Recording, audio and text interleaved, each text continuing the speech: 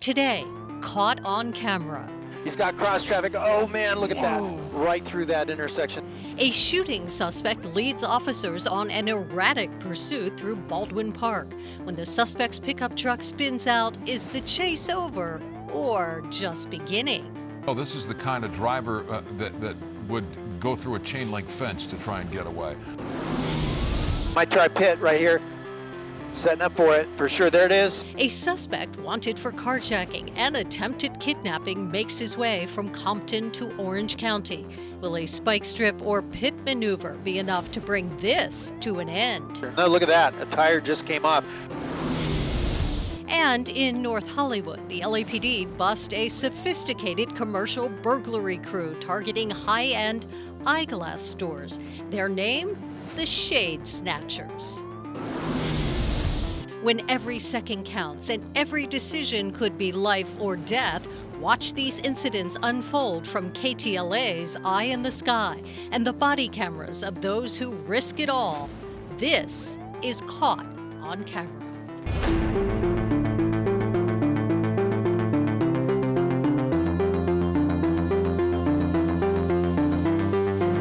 We are back over the scene of more breaking news. Another pursuit, this time involving Baldwin Park police. And the subject of that in a white pickup truck. You can see Baldwin Park PD just behind it. Gil Levis overhead. He's in Sky 5. Gil?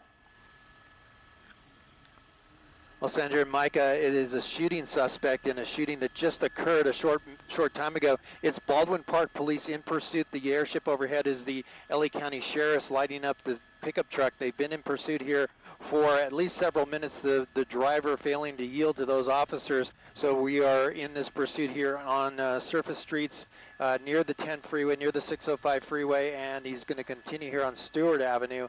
As I zoom out to a wide shot, you'll see the units in trail there. They're keeping their distance because of the call, because of what the drivers wanted for a shooting suspect in a shooting that just occurred just a short time ago. So they're not getting too close at this point. They're okay to just stay back and track the vehicle from a distance here, but the airship overhead keeping a close eye. The pursuit hasn't been very high speed, although we're seeing speeds right now of about, well, it's saying about 77, 69 miles an hour right now. We are on Arrow Highway here now in Irwindale, and the driver now ramping it up as I speak about speed. Let me come out to a wide shot and show you traffic is at a minimum out here, and the units have dropped back pretty far in this pursuit.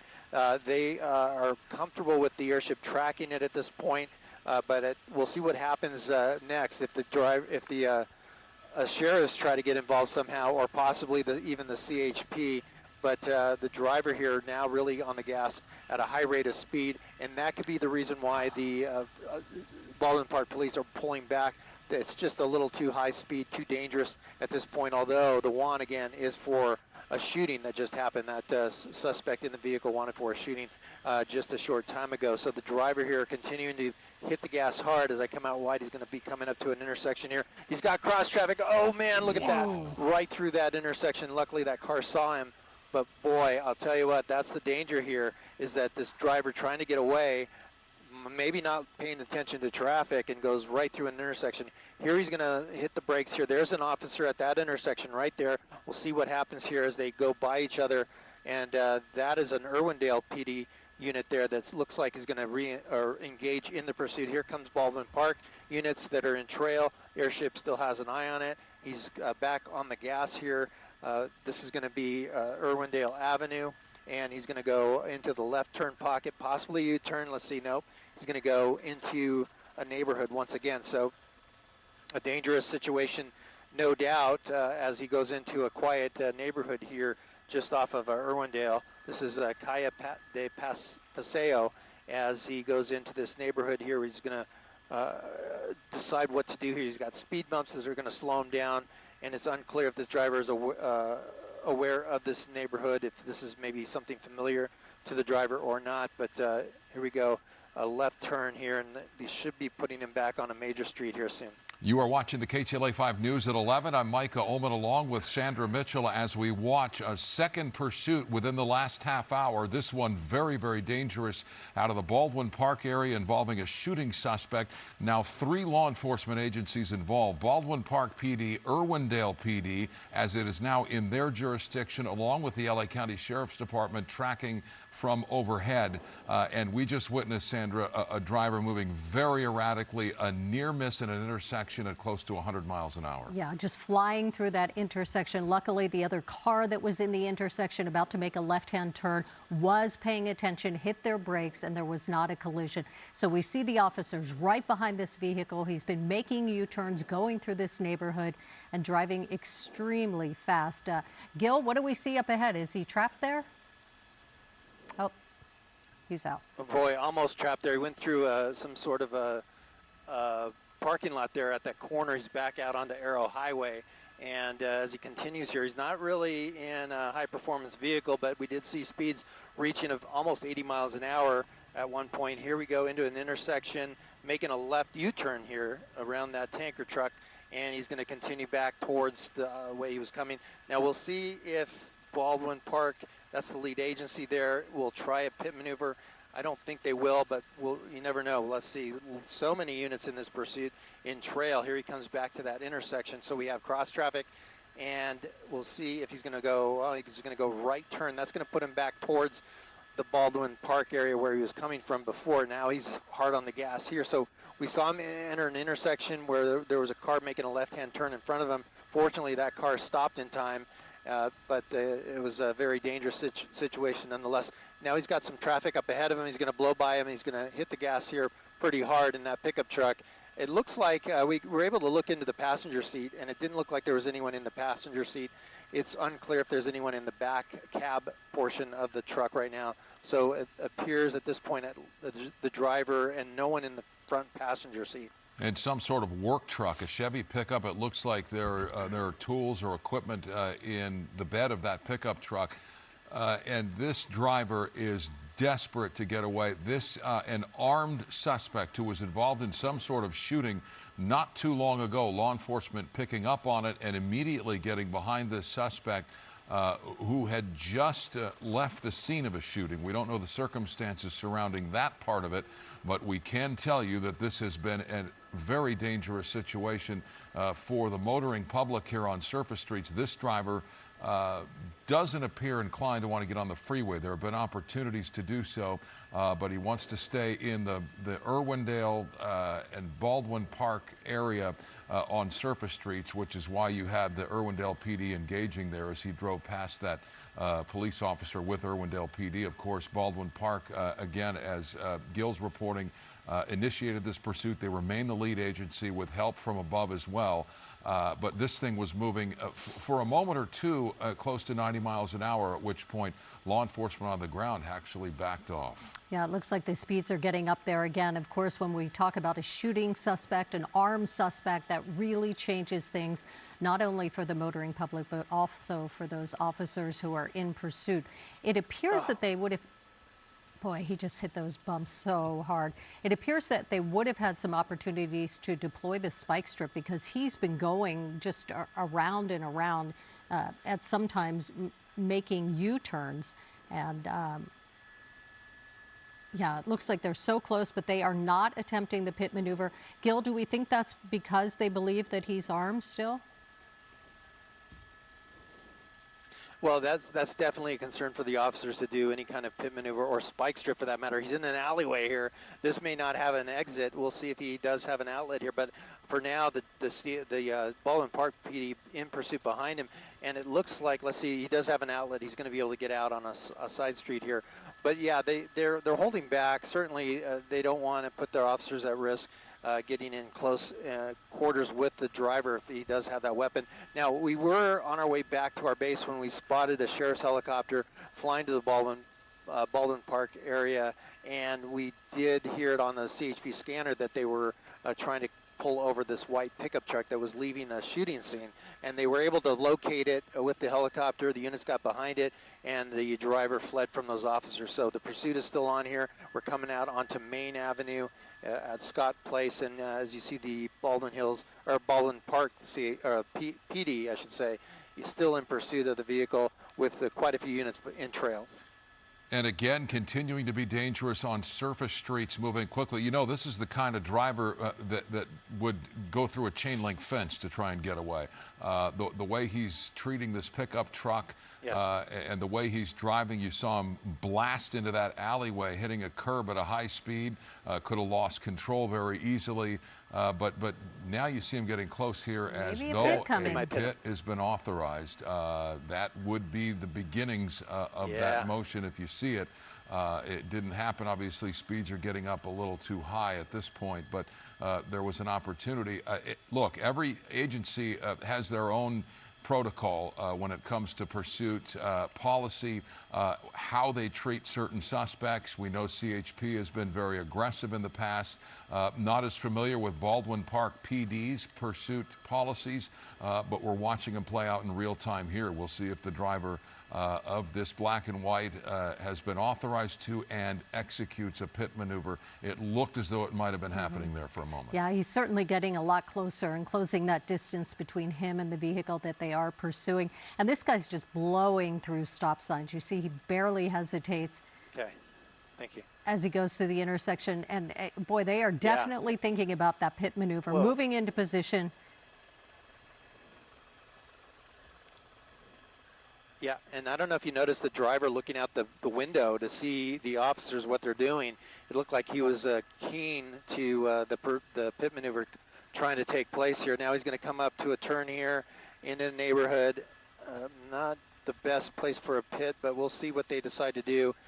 Maybe a little bit more speed, and they might try it. But here he is weaving through this quiet neighborhood here in Baldwin Park, getting real close there to the driver, and the driver pretty aware of the fact that he might try a pit maneuver on him.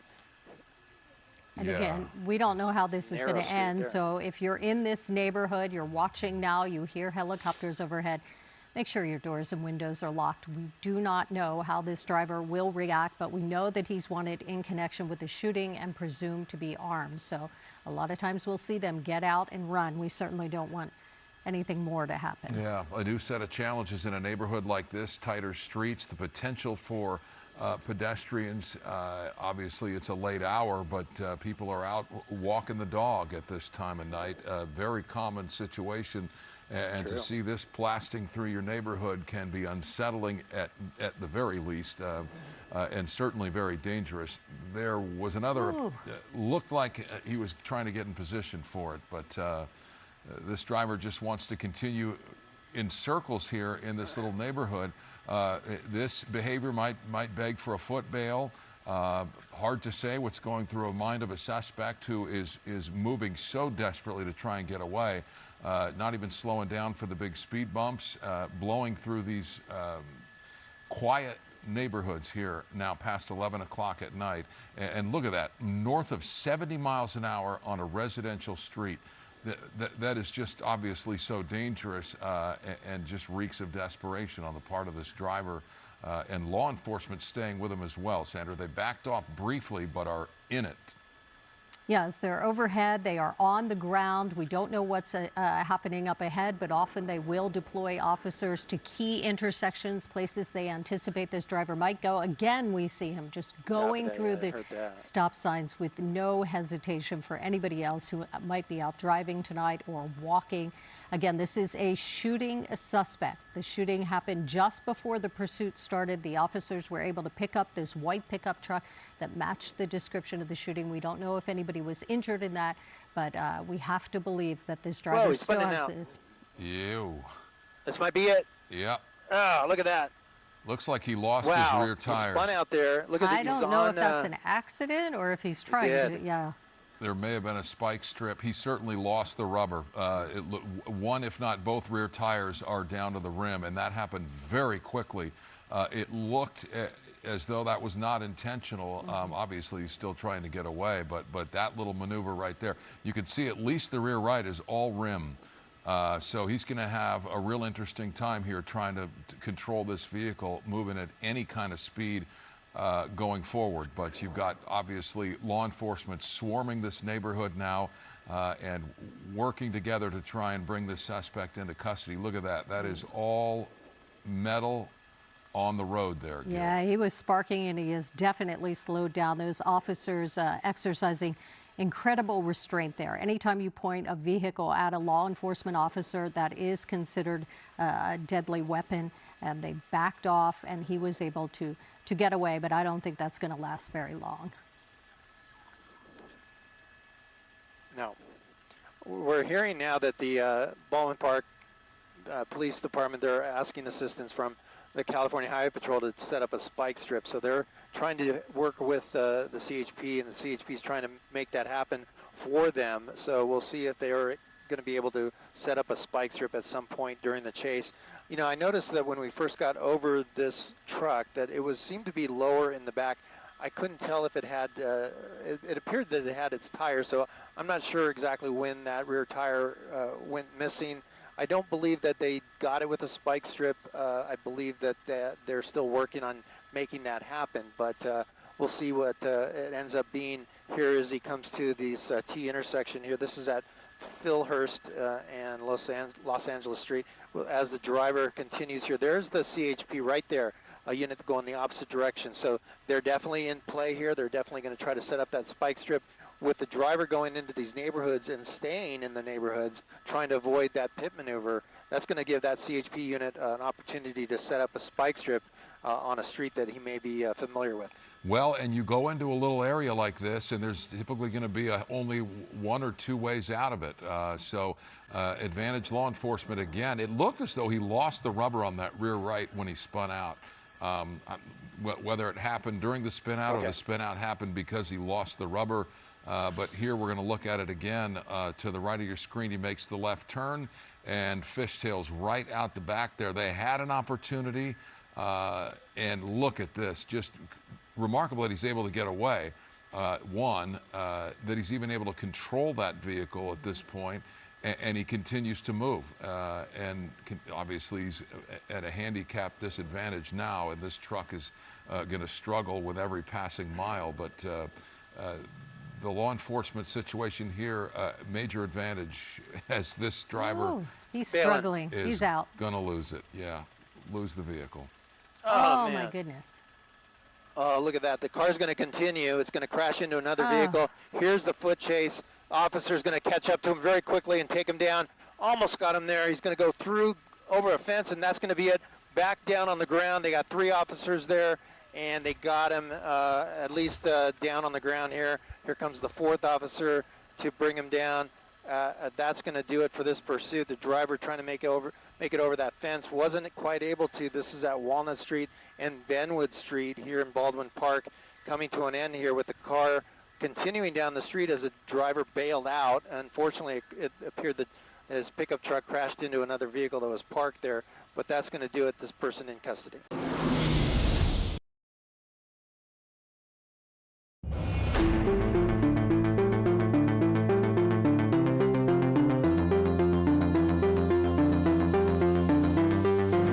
Breaking news, LA County Sheriff's deputies initiated this pursuit, the want carjacking, this now down south in Irvine. You can see that white SUV left side of your screen. Gil Levis overhead. He's in Sky 5 for us. Gil? Well, Sandra and Micah, this vehicle traveling southbound 405 freeway, approaching the El Toro Y, the California Highway Patrol now in pursuit. It started with the Sheriff's Department in the, we believe it's either the Compton or Lakewood area. The want on this was for carjacking and attempted kidnapping. But I can tell you that the CHP has, or the Sheriff's Department has confirmed that there are no children in the vehicle. Apparently this driver tried to possibly kidnap some children, but they're saying there's no one in the vehicle except the suspect. Right now, it's southbound 405 freeway and coming up into the El Toro Y right now. It jumped on the 605 freeway, went south to the 405 freeway, and then traveled all this way here into Irvine. So we'll see what direction the vehicle decides to go. It looks like committed to that southbound 5 freeway here as we approach the 5 and the 405 interchange here, but we'll see if the driver continues or tries to get off and go back towards the north. But at this point, no sign of stopping. He has got 2 units behind him. He's on the transition road here. He's slowing down a little bit now. We'll see what the driver's trying to decide to do here. Might be playing a little cat and mouse with the CHP or not. We're not sure, but let's try to get a shot in the window of the vehicle, but completely blacked out there on the tint on the windows, but has slowed down quite a bit here, 64 miles an hour. Maybe the driver's not familiar with the area, but still southbound here on the on the 405 transitioning onto the 5 now, and at least 2 units of CHP behind it and an airship overhead. Yeah, Gil, and at some point the jurisdiction will change and the CHP will hand it off to officers who are more familiar with their jurisdiction, as is often the case and frankly protocol with CHP. Again, the Sheriff's Department initiating, and this is a carjacking suspect, and as you heard Gil say, an attempted kidnapping, though we are confirming through law enforcement that there is no one in the car aside from the driver. So the CHP dealing with the driver as the lone occupant in a vehicle. Again, carjacking is the one. And it had been much more dangerous than what you're seeing now just moments ago, Gil. I mean, the speeds were up into the 89 mile an hour range. That's correct. At 80, 90 miles an hour down the 605 freeway, transitioning 405 freeway. There's another CHP on the shoulder of the road now. He's really slowed it down. Might be running out of fuel or just playing games with the officer. No, look at that. A tire just came off. They may have done a spike strip. That might have been the case. I saw a CHP unit on the opposite lanes of traffic on that transition road in a perfect spot for a spike strip. So that might have been what slowed this driver down. Looking at the tires there, it looks like maybe that front tire on the driver's side here is going flat as well. So that explains the speed, a sudden slowdown on this vehicle. It looks like maybe they did implement that spike strip on the vehicle on that transition road to the 5 freeway. So we'll see what happens, but 1 tire missing on the passenger side so far, and the driver dramatically slowing down because of that. Yeah, absolutely, Gil. It's going to make it a lot more dangerous for whoever is behind the wheel, and also anybody else who's on the road. It's going to be a lot harder to control. You've got to imagine that it's very loud inside that car, and it is wobbling. Wobbling for sure. He's going to exit here. I believe this is El Toro Road, and we've got a short stop here on the off-ramp. He's going to have a green light, and we'll see if the driver decides to just give up here because he's lost one of the tires. They might try pit right here, setting up for it for sure. There it is, and just not quite fast enough. Pulled that bumper off a little bit. We might see it again here on the next turn. This will be at El Toro, and the message loud and clear that the CHP is not messing around. Here comes the pit and spins him around into the curb. Yeah. And that should do it. That front tire missing there. And now it's going to be a felony stop again. The CHP on El Toro Road, right off the 5 freeway. Guns drawn. And it looks like, yep, the door's coming open. And the suspect has run out of The driver's options. slow to get out. Yeah, slow to get out. Sure has, yeah. Run out of options. The vehicle stopped moving. Watch that palm tree. Yeah, and this is again right off the 5 freeway at El Toro Road. And there's a first look at your suspect there. Again, this was carjacking, was the one, an attempted kidnapping of children. Fortunately for all involved, the children were not in that car. The targets of that kidnapping. So you have a carjacking and kidnapping attempt, and this suspect now just seconds away from being taken into custody. Yeah, it looks like he has made the smart decision at this point to cooperate with law enforcement.